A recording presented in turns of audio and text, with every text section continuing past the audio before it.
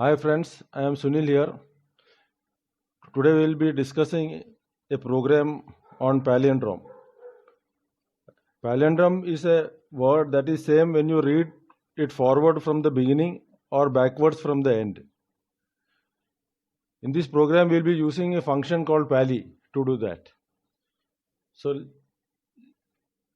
palindrome, see rotator is a palindrome because when you read from the beginning also it is rotator, you read in the reverse order also it is rotator. ROTATOR. So this is a palindrome and we will take this example and let us see how the program works for this. This is the program for that. The rash includes studio h, then we are adding library string.h. Here we are entering the string and you are passing it to the function called pali. The return value will be an integer x. The return value of the function will be an integer x. If the return value is 1, that is, this is the function, this is that function pali. So you are calling this function here, it will come here and return a value. If the return value of x is 1, then it is a palindrome. If it is anything other than 1, then it is not a palindrome. It will return either -1 or 1. If it is a palindrome, here it is returning 1.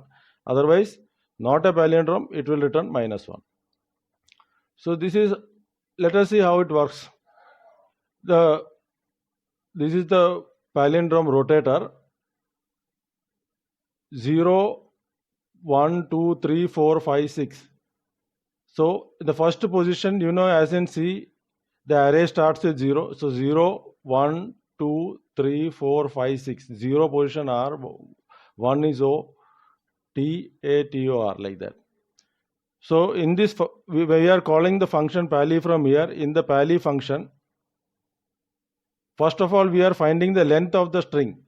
Length of the string, this is the string length function we are using to find the length of the string. So in this case, the length of the string is 7. Length of the string will be 7. Now, in this for loop, this is the for loop. In the for loop, int b is equal to 0. E is equal to length minus 1. This length we are having 7 here for this rotator. We are given the string 7. So we are given the string rotator. So the length of that rotator is 7. Now in the for loop, int b is equal to 0. We are defining the integer here itself inside the loop. B is equal to 0.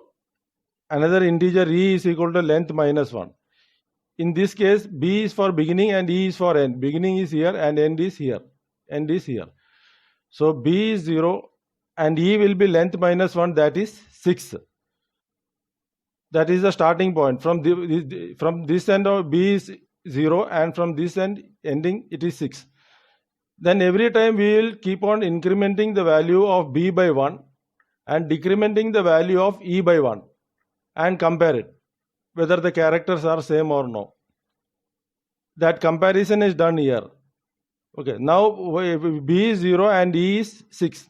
After that we are checking whether b is less than or equal to length by 2. Length by 2, b will be is less than or equal to 7 by 2. That means that is the midway of this.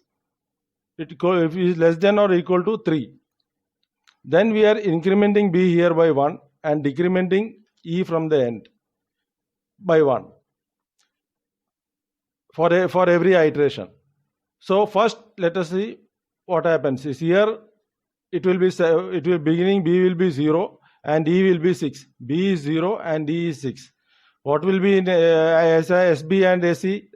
SB will be this R and SE will be S of 6. SB will be S of 0 and SB will be SE will be S of 6. So both are R.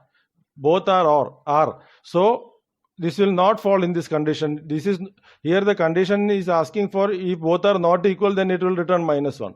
But in this case, S of 0 is also R, S of 6 is also R. So it is not falling into this and it will loop back again.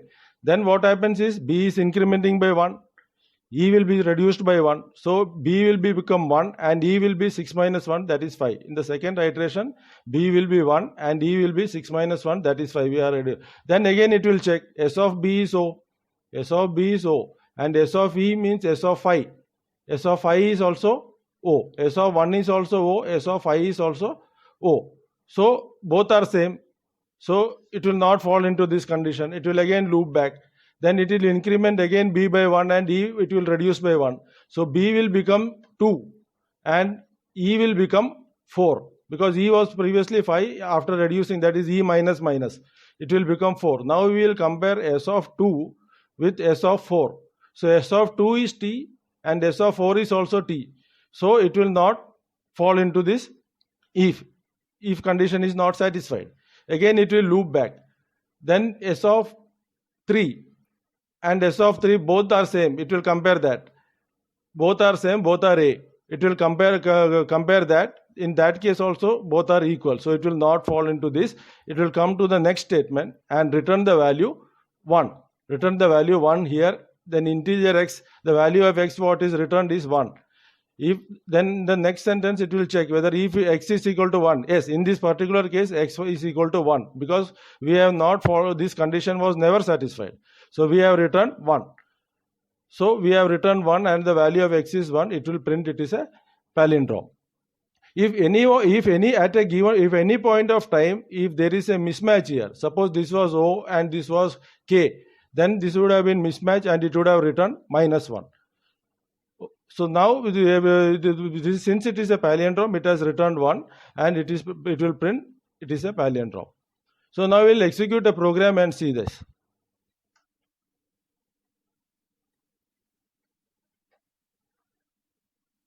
We'll compile the program first.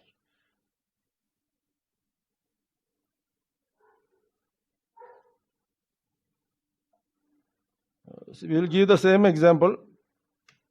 Rotator.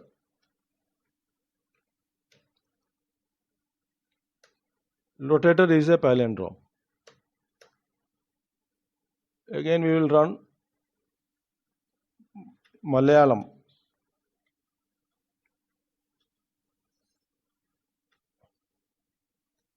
Malayalam is a palindrome.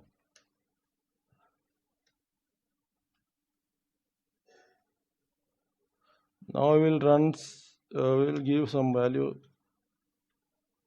civic, that is a palindrome.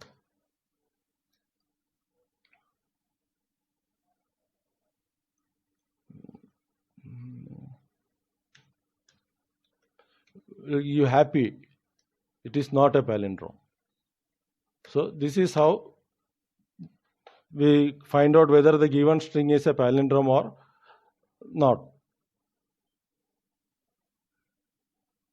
Hope you have understood this program. If you have any doubts, you can put it in the comment box.